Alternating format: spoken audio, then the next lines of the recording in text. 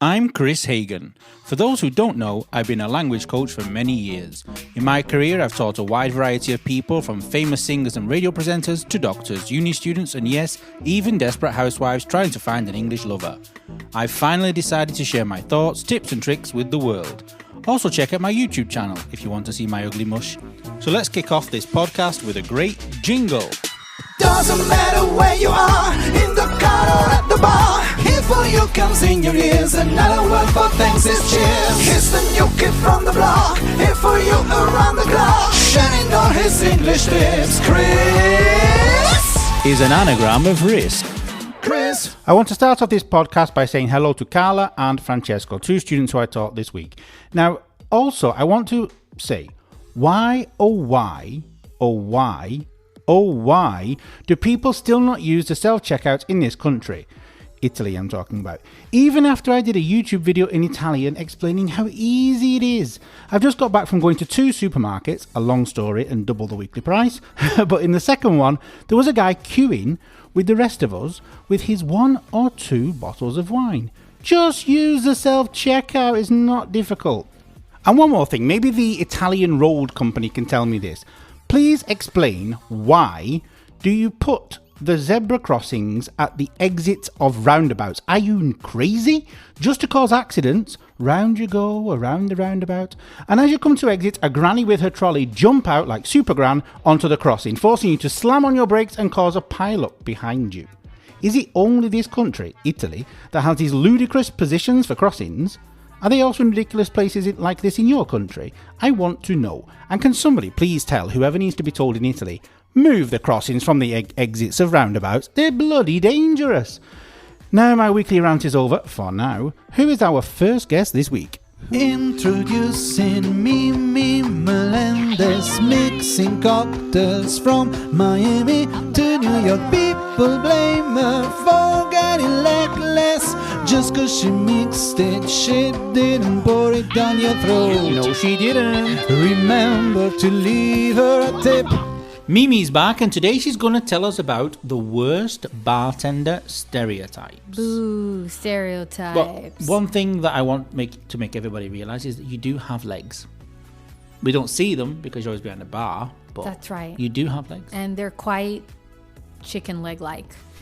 Really? I know you thought I was going to tell you that they're quite nice, but I can't see your legs. You're under that's the only reason I started bartending, is because my legs are like chicken legs. And so behind the bar is the best place for you. It's the best. I'll die behind the bar. So Mimi the chicken. Dr. Mimi the chicken. That's right. Your nickname is getting longer and longer.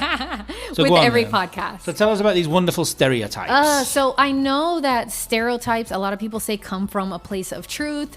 And yes, there are people who fit the stereotype, but I'm going to talk about some of the most common ones about bartenders in general that I have to say I don't fit into that. And I am insulted when people think that I am one of these or describe me as one of these things. Mm-hmm. So the first one is that bartenders are all out to steal your credit card information and your identification. Well, maybe this is only in America. Maybe this is a U.S. thing. Yes. Daft, yes. Really. So in the U.S. the politest word I could think of, daft. Okay. Uh-huh. A lot of times in the U.S., we need to take your credit card or your ID so that you can keep your tab open at the bar. And the so same thing pay happens in the end as well. Yeah. So because then you get drunk and you leave and you don't pay, or other things happen. So I have no interest in taking your credit card or your identification. In fact, I have my own.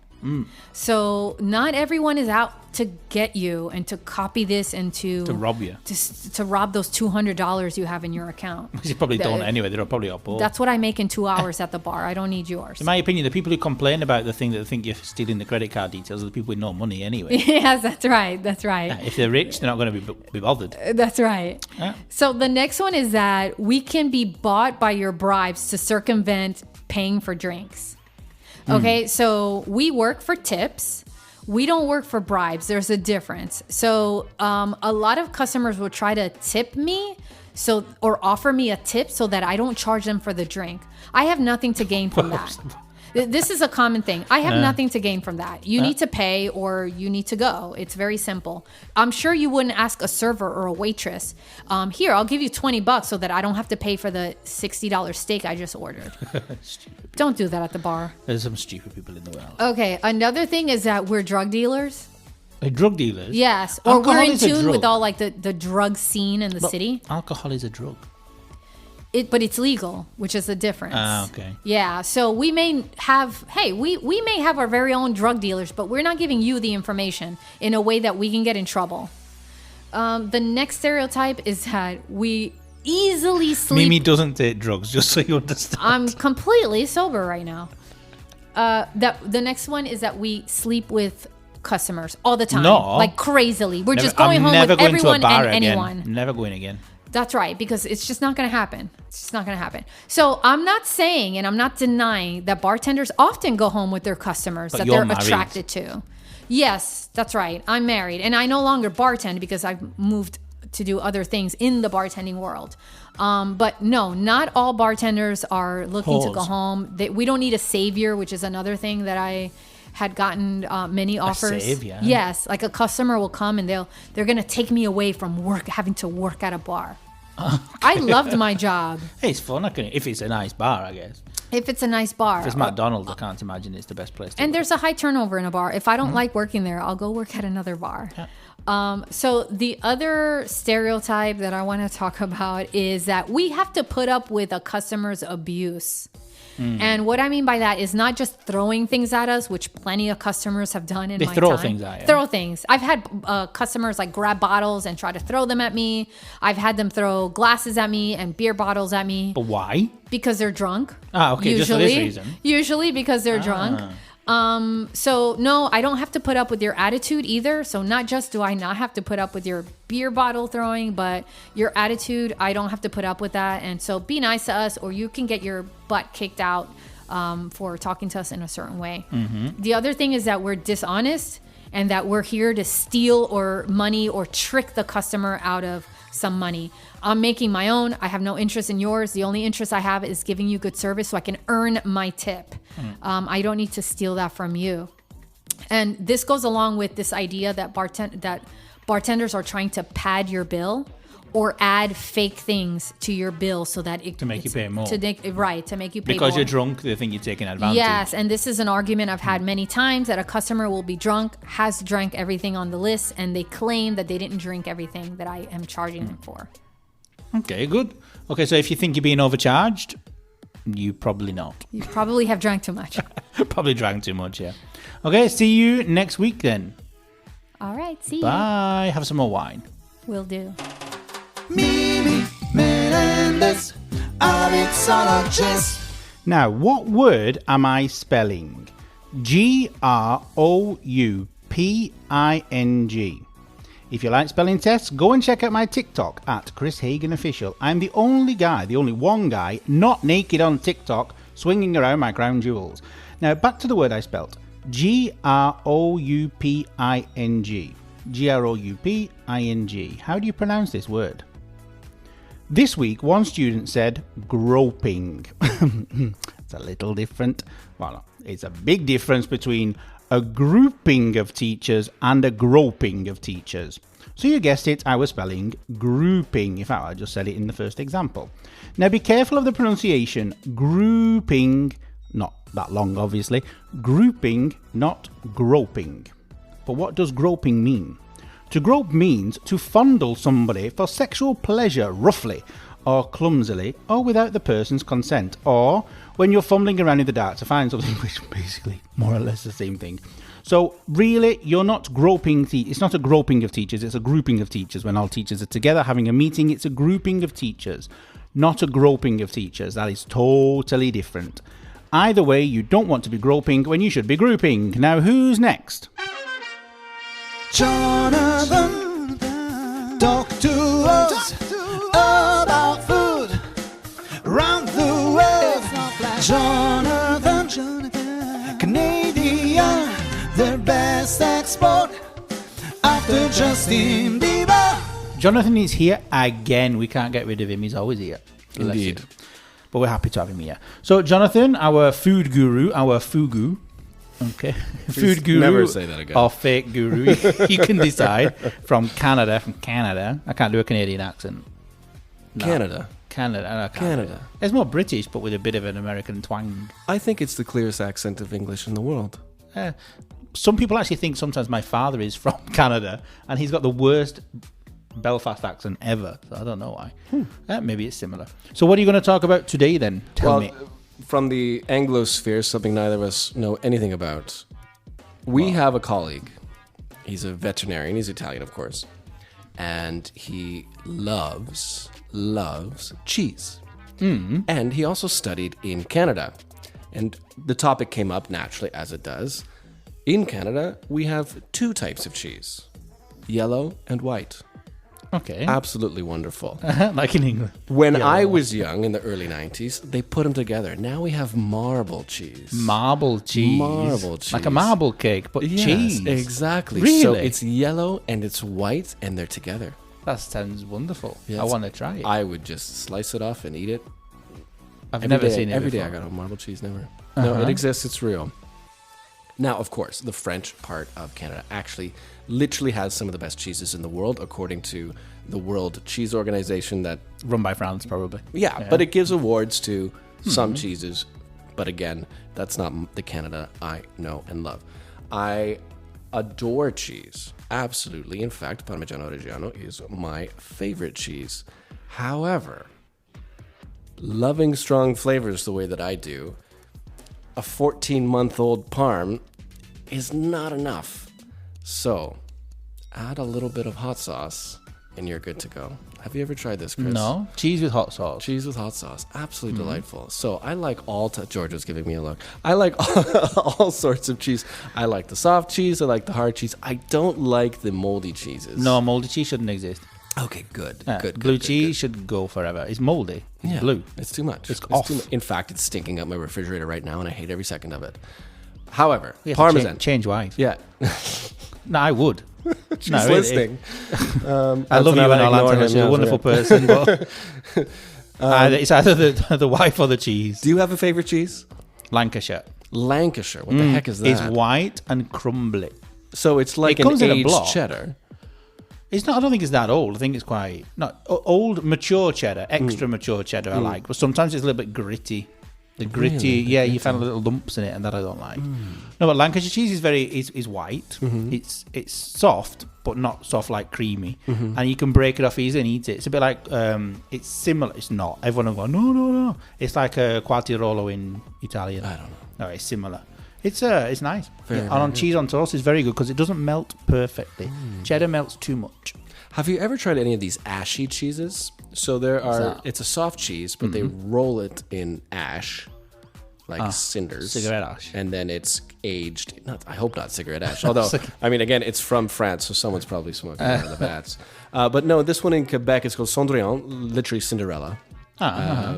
Because of the ash, the cinder, and it did. Okay, I just It understood did that. Okay. win this prize of best cheese in the world at some point in the last decade or so, and it is absolutely So wonderful. it's rolled, so the outside is covered in ash Yeah, so it's a instead of having wax. it's for almost a example. hexagonal prism, a long thing, and then they cover it in ash and then put it in a box, and it's Okay. good to go. But you eat the ash, yeah, it's as if it were a regular so it's crust of a like cheese. a smoked cheese, but they've left the Well, ash it's not. there. It's not smoked. It's I just. know. It's just rolled in the ash. To be honest with you, like I've said, I haven't done any research whatsoever. So I'm just describing. Never, I guess.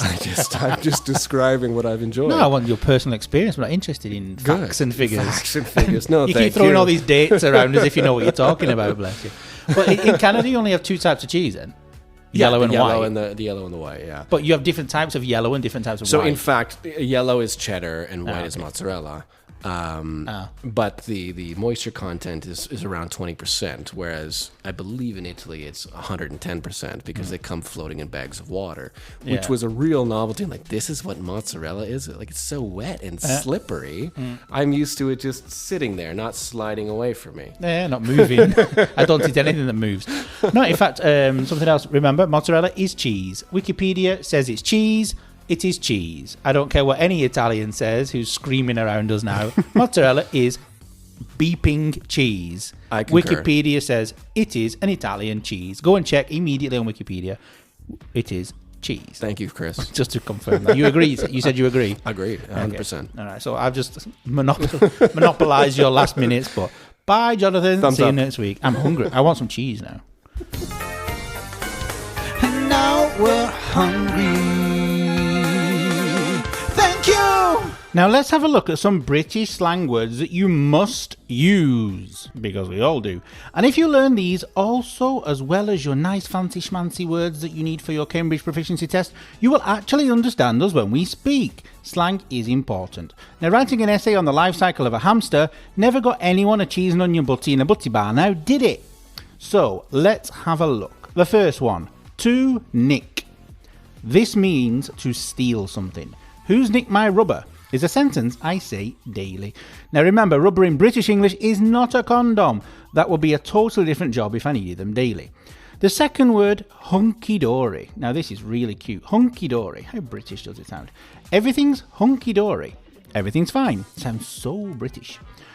Dodgy is our third British slang word of today. Dodgy. I wouldn't trust him. He looks dodgy. He gave me a dodgy CD player for sure. Dodgy means questionable. It can be a person or an object. So my friend, in inverted commas, just for this example, who I don't trust, gave me a CD player that he probably nicked. Using the first word in our British slang of today, nicked again. So, what was the example? He looks dodgy. He gave me a dodgy CD player for sure. He looks like I don't trust him, and I'm sure that CD player was nicked. It was stolen. Now the next one is dim. D-I-M. This is not a compliment. He's dim.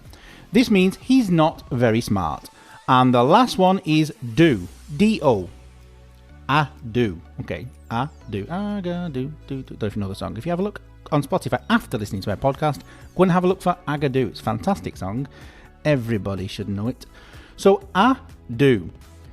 I'm going to a do tonight. A Mexican do.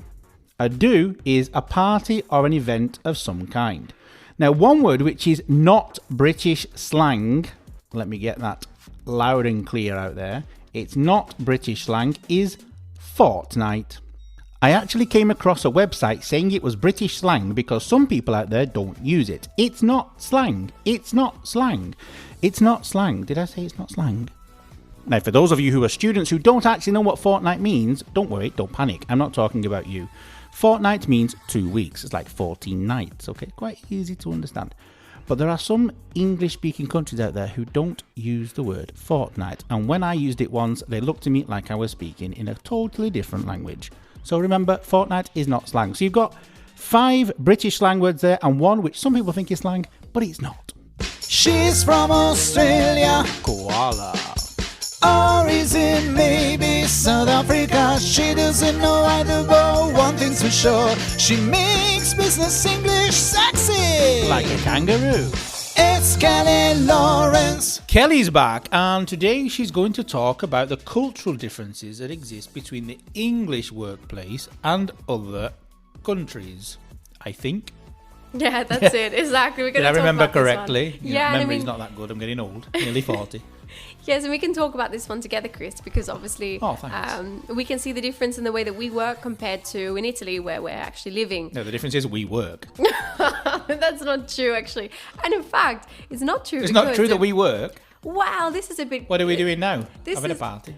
No, but to You're be eating my honest, Ferrero Rocher and drinking my drinks. Look, the difference, I think, here, and it's exactly like our situation. It's a Saturday here, and we're recording, but it's the weekend. It's something that we're doing as For a colleagues, for a laugh, for fun together, because we see each other as friends. When I started working for Kris, I thought, okay, these are the new people that I'm going to be spending my time with on Saturdays, on Sundays, after work hours. And this is not, I think, something that's common in other countries. Often you have your colleagues who you work with, you finish work and you don't see them. You don't Who are spend they? You don't remember them until Monday morning. Exactly, and I think this is a big difference. We spend a lot of time with our colleagues. Once we start a new job, we know that this is the atmosphere, the environment where we're going to be spending a lot of our free time. It's like a new family, an extra family. It's a family at the end of the day. It's true. And this is something very widespread. You'll find it in lots of different industries, lots of different workplaces. So if you're starting a new job in an English workplace, for example, anywhere, whether it's Australia, America, England. England, yeah. Yeah. You forgot England, but okay. It's fine. Don't be surprised if they ask you to hang out with them all the time. If you finish work and they say, hey, let's go get dinner, let's go do this, what are you doing It's not this always weekend? a date, in fact. Yeah, exactly. It's not a date. People think they're always going on a creepy. date and they want your babies. Exactly. Don't go straight to the HR department for this one. Sexual harassment. They want to buy me dinner. Exactly. So this is the first one. The other one I want to talk about was actually to do with this. Do we really work more? How do we work more? Okay. Now, in Italy, it's very, very common for people to compete against each other for who stays back for the longest amount of hours, who works For until overtime. 8 p.m. Overtime is a big deal, and it's something that if you don't do, you're not really seen as very effective or very dedicated to your job. Instead, in an English workplace, it's very common for people to hit the road as soon as they finish work, and that'll be whatever time they're meant to be there. As soon as that time is finished, as soon as they're not getting paid for those hours, they leave. And this is just a cultural thing. It's seen as a little bit unethical, a bit rude to stay back after hours. But I think the difference here is that you're seen as having to do all your work within your hours. And if you can't, it shows that you're not very efficient. Not organised. In many Latin countries, they're not very organised, in fact. Yeah, and I mean, I don't know, it's this difference again in culture. If you stay back after work, people wonder, but why didn't you do that before? Are you very slow? How come you haven't finished all your work in your hours? So it's seen as a bad thing if you're staying back. You should be doing all your work in a short amount of time and finishing as soon as the clock finishes. Maybe staying back 30 minutes or so, but not so long, not many hours. And going forward, another one is that we're very direct and to the point. This is something that we have a reputation for. People think we're angry all the time. Yeah, just because of being exactly. direct. That's it. They don't understand when I'm joking or not. Normally I'm not, but...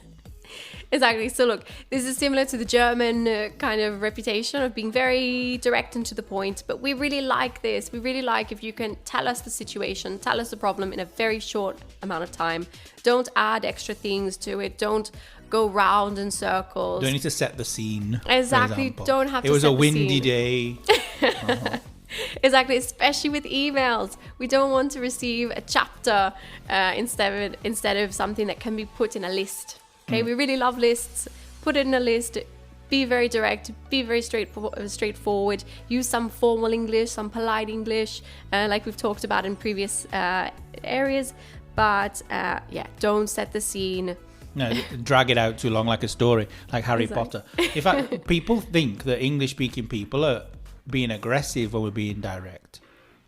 They think we're being aggressive, but we're not. We're just very direct people. We say exactly what we think, but we're not angry. We're just saying what we think. Exactly, that's it. And it's I'm scaring useful. Kelly into agreeing here because she's like, yes, Kris, you're never aggressive. You're just very direct. Don't hurt me. Like, drink your drink and be quiet. It's fine. Go on, you've got 4 seconds left. Anything you'd like to say? Nothing in 4 seconds, Kris. Goodbye, everyone. And now we love business, English short thanks so. Now, it was very nice the other day because one of my students said to me, I recognise Kelly's voice because she actually did a lesson with Kelly as well. Now, talking of moustaches, well, we weren't talking about moustaches, but we are now. No connection to Kelly. Kelly does not have a moustache. Anyway, talking of moustaches, because now we actually are talking about moustaches, not connected to Kelly, how do you spell it? Well, there are 2 ways. The British way and obviously the American one. But which is which? Now, I hated spelling at school, but I seem to love it these days. God knows what happened to me. Getting old. Now, M-O-U-S-T-A-C-H-E, so M-O-U-S-T-A-C-H-E, is British. And M-U-S-T-A-C-H-E is American. Now, for once, they kept the U in the American version, but still couldn't resist getting rid of a vowel. So off the O goes. Now, speaking of Americans, here is Laura, who I confirm also doesn't have a moustache. Now it's time for Laura, say to you by your Skype. She's at home in Nashville, couldn't find a flight. Laura likes to listen to the radio, but when it comes to music, she prefers it live. Laura, give for Laura, give for Laura, give for Laura, give for Laura, give for Laura, give for Laura, give for Laura. Laura, give for Laura, give for Laura, give for Laura, give for.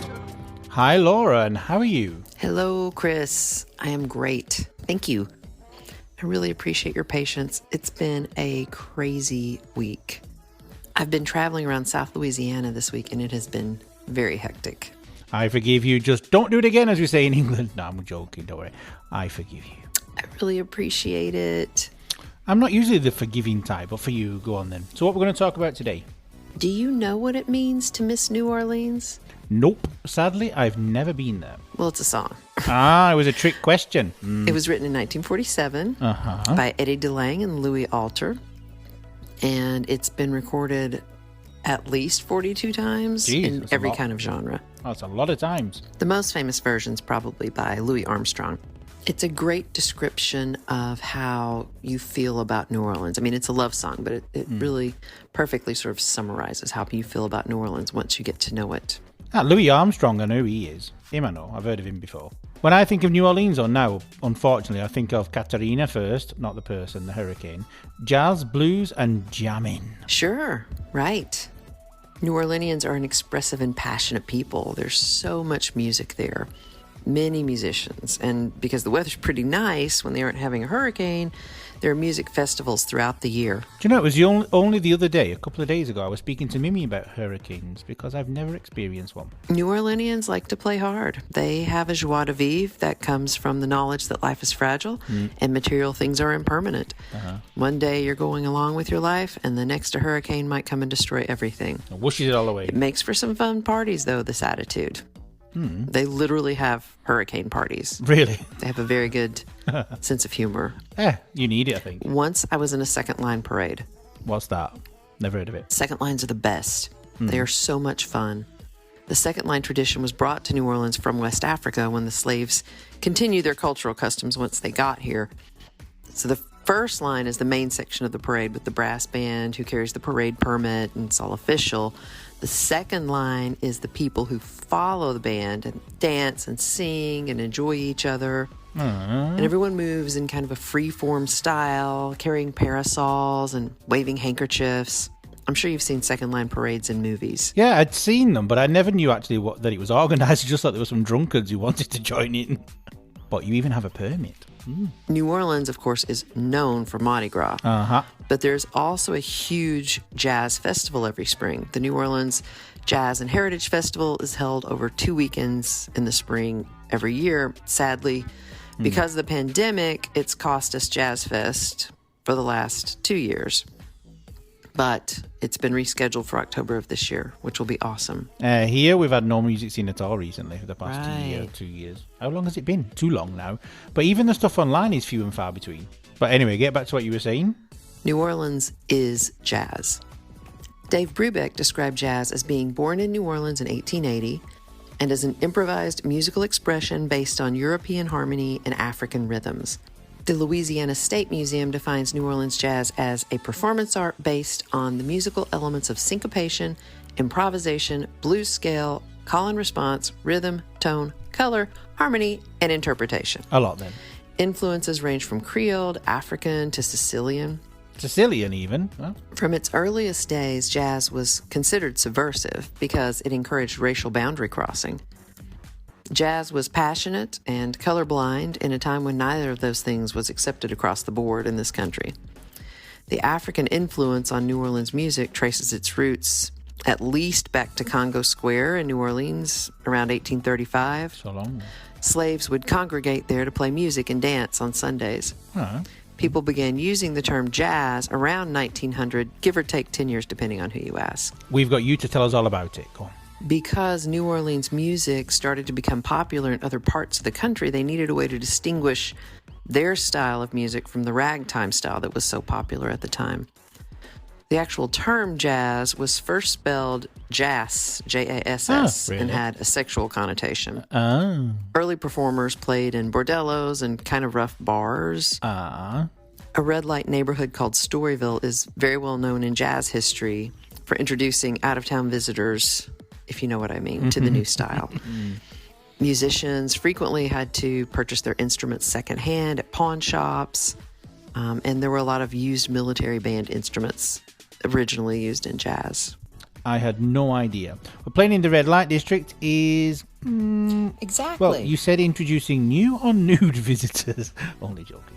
It must have been hard. Pardon the pun, I couldn't resist. Well, these are the types of struggles that bring out creativity in people, right? Oh, yeah, for sure. Traditionally, a New Orleans jazz band consists of a front line and a rhythm section. So the front line is usually trumpet or cornet, a clarinet and a saxophone, a trombone. It's the horn section. The rhythm section consists of the drums and a bass, and then some sort of stringed instrument like a guitar or a banjo or maybe a piano. If you don't know a lot about New Orleans jazz, I would recommend you starting with the Preservation Hall Jazz Band. Preservation Hall came out of a labor of love for jazz music in the 1950s. Now check them out. An art gallery owner who couldn't get to concerts because of his work schedule invited musicians to come and rehearse in his space. And that's kind of where it all started. That grew into a nonprofit organization who had a larger space of their own. This group offered a rare and controversial opportunity for racially integrated bands and audiences to share music together. That was a big deal in the 1950s. Now, Preservation Hall is a world-famous venue in Jackson Square in the middle of the French Quarter.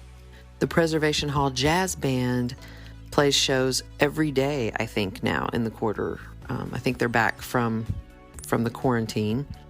But they've traveled around the world over the years. They've performed in Japan and Thailand. Everywhere. They've played with the Grateful Dead at the Fillmore West. Impressive. Hopefully, after all these travel restrictions are over, I can come and visit you and you can take me. Do you know the amount of places I need to go with you? I'm going to be broke. If you're really curious about the music, you can check out Tulane University in New Orleans. They host the Hagan Archive of New Orleans Music and New Orleans Jazz. And I would say it's probably the largest collection of information on New Orleans jazz. It boasts over 2,000 reels of taped oral history interviews with musicians, family members, and observers of jazz life. They have writings of the pioneering New Orleans artists on local venues and the Musicians Union. Thousands of photographs of musicians and bands and parades and orchestras and venues and events. They have a digitized collection of sheet music that spans 100 years. Wow, that's a lot. And then they have over 40,000 recordings of all types: vinyl, cassette tapes, CDs, reel-to-reel, cylinders. It's amazing. It sounds very impressive. I know. I really want to visit there sometime, but my schedule didn't allow it this week. I could get lost in all those cool interviews. But hopefully you'll get time to go back again. It's just around the corner. Of course. I can't wait. If our listeners want to learn more about the fascinating history of New Orleans and jazz, head over to the Google. The artists you're going to find there range from Louis Armstrong to Jelly Roll Morton to Buddy Bolden and Scott Joplin. The music and history is fascinating. There's such great stories. Go check it out. And while you're doing so, I've created another Spotify playlist. It's called The Spirit of New Orleans. Enjoy.